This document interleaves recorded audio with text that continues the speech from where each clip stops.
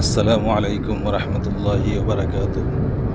আমরা এখন যাত্রা করছি সেই স্মৃতিময় তাইফের পথে, যেখানে প্রায় 1450 বছর আগে প্রিয় নবী মুহাম্মদ সাল্লাল্লাহু আলাইহি ওয়াসাল্লামকে তাইফের জালিমেরা পাথর মেরেছে এবং তিনাকে আঘাতগ্রস্ত করেছিলেন।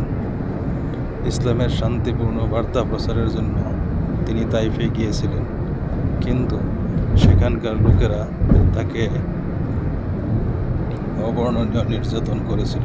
পাথরের আঘাতে রক্তাক্ত অবস্থায় তিনি ধৈর্য, ক্ষমাশীলতা এবং আল্লাহর প্রতি অগাধ বিশ্বাসের উদাহরণ স্থাপন করেছিলেন। এই পথ ধরে হাঁটতে গিয়ে আমরা স্মরণ করছি সেই মহামানবের অসীম ত্যাগ ও সাহসের গল্প। লাইভে আমাদের সঙ্গে থাকুন।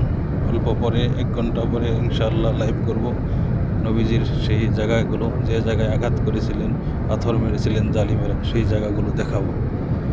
অপেক্ষা করুন, আমাদের সাথেই থাকবেন। আসসালামু আলাইকুম।